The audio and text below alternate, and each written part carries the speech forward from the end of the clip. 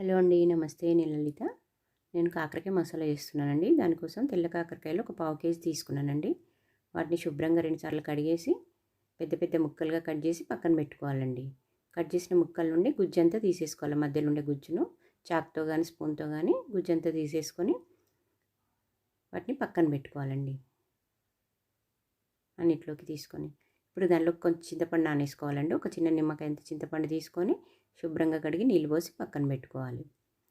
కూరలోకి మసాలా అండి, ఒక ఉల్లిపాయ, కొంచెం కొబ్బరి ముక్కలు, 2 స్పూన్ల నువ్వులు, 1 స్పూన్ పల్లీలండి, పెద్ద స్పూన్తోనండి. ఇప్పుడు స్టవ్ వెలిగించి కడాయి పెట్టేసుకొని పల్లీలను ముందుగా వేయించుకోవాలండి. వేగిన పల్లీల్లో నువ్వులను కూడా వేసుకొని వేయించుకొని అందులోనే కొబ్బరి ముక్కలు వేసి వేయించుకోవాలి. వేగినాక పక్కన పెట్టి చల్లారనివ్వాలండి. చల్లారిన తర్వాత ఒక జార్లోకి తీసుకొని మళ్ళీ స్టవ్ పై కడాయి పెట్టుకొని ఉల్లిపాయలు వేయించుకోవాలి. ఉల్లిపాయలని దోరగా వేయించుకొని అందులోనే కొత్తిమీర వేసుకొని దాన్ని కూడా వేయించి అది వేగేలోగా ఒకసారి ఈ పల్లీలను మిక్సీ పట్టుకోవాలండి. ఈ మిక్సీ పట్టిన తర్వాత వేగిన ఉల్లిపాయలను కూడా అందులో వేసుకొని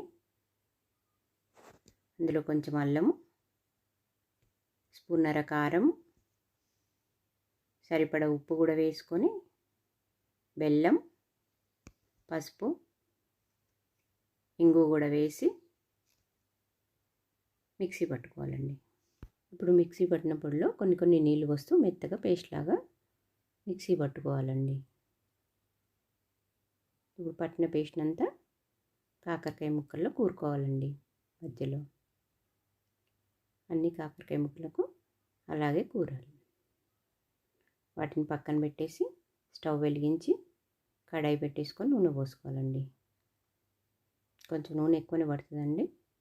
నూనె వేడయ్యాక ఎండుమిర్చి, సాజీర, కరివేపాకు వేసి అది వేగినాక ఇందాక మసాలా పెట్టుకున్న కాకరకాయల్ని అందులో పేర్చుకోవాలి.